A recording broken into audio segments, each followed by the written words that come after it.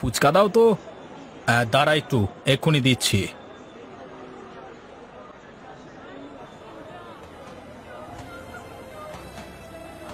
এ কি, এই ফুচকার মধ্যে ফড়িং মরে পড়ে আছে তো। কই কই দেখি দেখি, আমার কাছে দে তো দেখি। ও আর কি হবে দাদা, যা হওয়ার তো হয়েই গেছে। এখন তো মনে হচ্ছে যা খেয়েছি তা তো উঠিয়ে দিয়ে যাই। না না, এটা কিন্তু ঠিক না দাদা। ব্যবসা করছো, একটু ভালো করে দেখে শুনে করবে না? হায় হায় রে, আমার এ কি সর্বনাশ হলো রে। এখন আমি কি করব? দাদা, আজকে তুমি যে কাজটা করলে তা কিন্তু মোটেও ঠিক হয়নি। এই তুই থাম তো।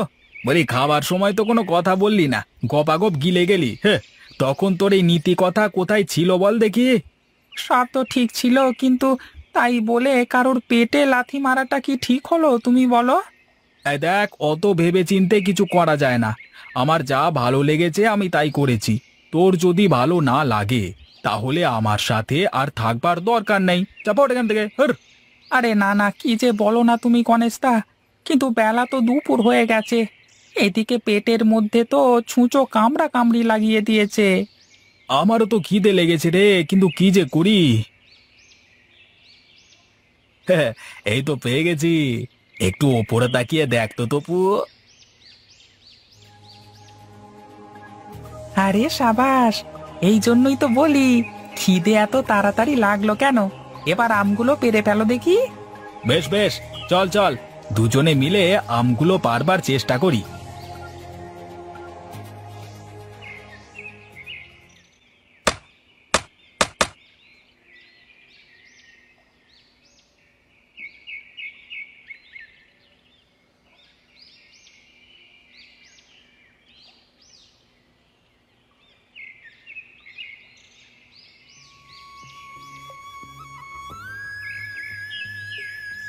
হায় হায় হায় হায় রে, আমার এত বড় সর্বনাশ কে করলো রে।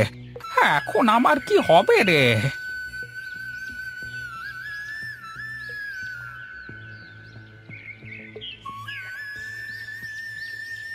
কি হলো কাকা? তুমি এভাবে দাঁড়িয়ে কান্না করছো কেন? দেখো না বাবা, দেখো বদমাস ছেলেগুলো আমার বাগানের সব আম কিভাবে নষ্ট করেছে দেখো। তাই তো, এভাবে কি কেউ কারো ক্ষতি করে? তুমি কি কাউকে দেখেছিলে কাকা? বা তোমার কি কারোর প্রতি সন্দেহ হয়? তুমিও তো বাবু দ্বারকাদের মতো কথা বলো। বলি আমি যদি জানতাম তাহলে কি আর এখানে বসে কাঁদতাম? আমার মনে হয় এই কাজ গণেশ ছাড়া আর কে করবে। তুমি চিন্তা করো না কাকা, আমি দেখছি কি করা যায়। একবার যদি হারামজাদাগুলো আমার হাতে লেগে যায় না, তারপর আমি বোঝাবো মজা যে কয় পাকে গাড়ি বর্ধমানে যায়। বেশ বেশ, এখন চলো। এখানে দাঁড়িয়ে থাকলে রাগ বাড়তেই থাকবে তোমার। তার চেয়ে চলো, বাড়িতে চলো।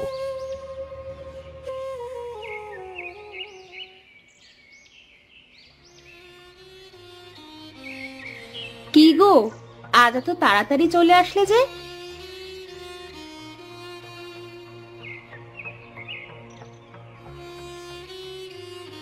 এই নাও, ঠান্ডা পানিটুকু খেয়ে নাও। চোখ মুখ গরমে কেমন লাল হয়ে আছে। ও গো, তোমার কি হয়েছে গো? এমন মন ভার করে বসে আছো কেন? আবার আজ এত সকাল সকাল চলে আসলে?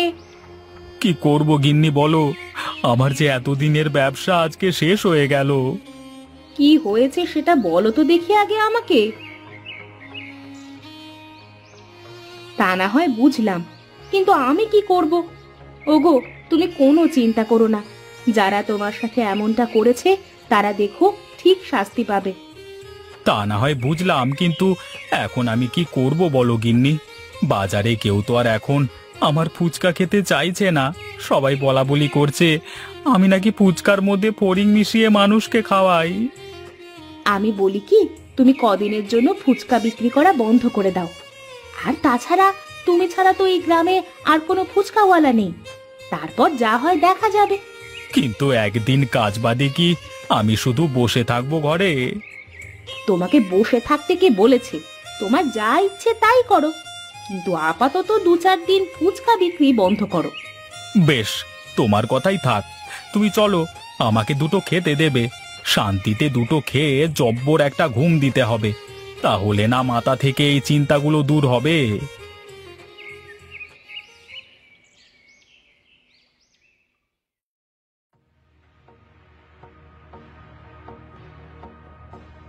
এই যে এসে গেছে আমার দুই সোনার টুকরো। হ্যাঁ, না না দাদা, সোনার টুকরো নয়, বলো একটা হীরের টুকরো। হ্যাঁ হ্যাঁ, আমি তো জানি যে তোরা দুজনে হলি আমার মানিক রতন, কিন্তু তোদের জ্বালায় তো আমি অতিষ্ঠ হয়ে উঠেছি দিন দিন। হ্যাঁ, কেন দাদা, আমরা আবার কি করলাম? দাদা, আমার কিন্তু কোনো দোষ নেই। এই যে দেখলি তো, সব দোষ এখন তোর। গায়ে যত অপকর্ম, সবকিছু তো তোর হাতেই সম্ভব, তাই না? আচ্ছা দাদা, তুমি বলো, পকেটে টাকা না থাকলে কিছুই খেতে পারবো না, এটা কি ঠিক? না না না না, মোটেও ঠিক না। কিন্তু তাই বলে কারোর পেটে লাথি মারাটাও তো ঠিক না, তাই না? ওটা আমি ইচ্ছে করে করেছি নাকি? তপু বলল ফুচকা খাবে, তাই আমি কি করে খাওয়া যায় তাই ভাবছিলাম। তাই বলে তুই ফুচকার সাথে ফড়িং মেরে দিবি?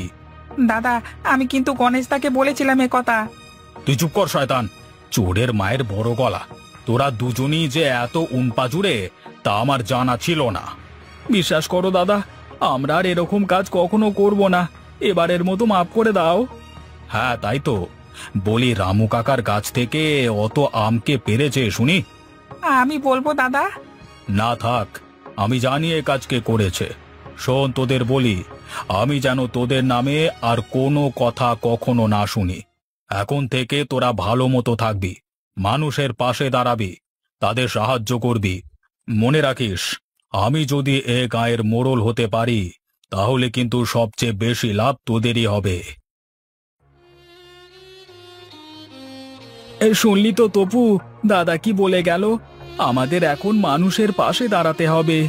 হ্যাঁ দাদা, এখন থেকে আমাদের আর এসব করে বেড়ালে চলবে না। চল, এখন বাড়ির দিকে যাওয়া যাক।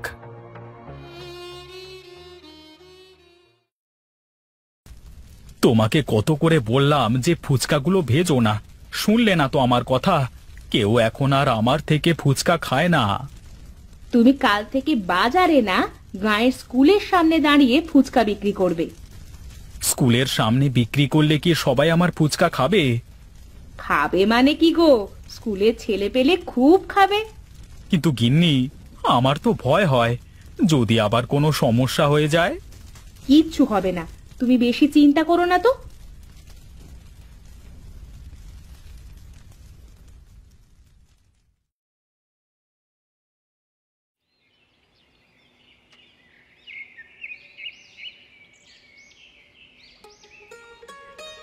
গিন্নি, কোথায় গেলে গো? একটু এদিকে এসো।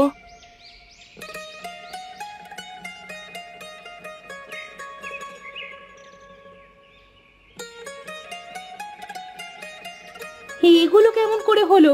আমার তো বিশ্বাসই হচ্ছে না, এ তো দেখি লাল ফুচকা। বুঝলে গিন্নি, বোধহয় ওনার কৃপা দৃষ্টি আমাদের উপর পড়েছে গো।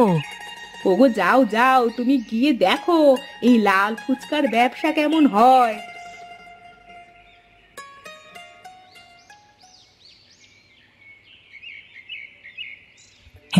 বুদ্ধিটা কেমন দিলাম দাদা বলো? ফুচকার রংটা বদলানোর সাথে সাথে কেমন হিড়িক পড়ে গেল, দেখেছো তো? তুই ছোট হলেও তো তোর মাথায় অনেক বুদ্ধি রে। চল চল, এখন সুনীলদাকে গিয়ে সব কথা খুলে বলে আসি। এ কি, তোরা আবার এসেছিস? এবার কি আমার দোকানটাই তোরা শেষ করে দিতে চাস? না না দাদা, এখন আমরা আর আগের মতো নেই, আমরা তোমার ভালোর জন্যই এসেছি। দাদা, যা হয়ে গেছে তা মনে রেখো না। এখন তো তোমার ব্যবসা আগের থেকে ভালো চলবে, লাল ফুচকার ব্যবসা যে শুরু করে দিয়েছো। কিন্তু দাদা, আমরা ছাড়া কিন্তু তোমার এই লাল ফুচকা বানানো সম্ভব না। কেন কেন? তার মানে এগুলো তোদেরই কারসাজি? হ্যাঁ দাদা, কালকে রাতে আমি আর তপু আমরা দুজনে এটা করেছি। এই নাও দাদা, এটা অরিজিনাল জাফরান। এই জাফরান দিয়ে তুমি ফুচকা ভাজলে তোমার সব ফুচকা লাল রঙের হবে। আর হ্যাঁ শোনো, এতে কোনো সমস্যাও হবে না কারো। আমাদের তুমি ক্ষমা করে দিও দাদা, আমরা না বুঝে তোমার ব্যবসাটা নষ্ট করে দিয়েছিলাম। আরে না রে পাগল, তোরা যে তোদের ভুল বুঝতে পেরেছিস সেটাই অনেক। এখন তাহলে আমরা যাই দাদা, আমাদের আবার রামু কাকার সাথে দেখা করতে হবে। সে কি দুজনে ফুচকা খেয়ে যা? না দাদা, আগে কাজটা সেরে আসি, তারপর দেখা যাবে।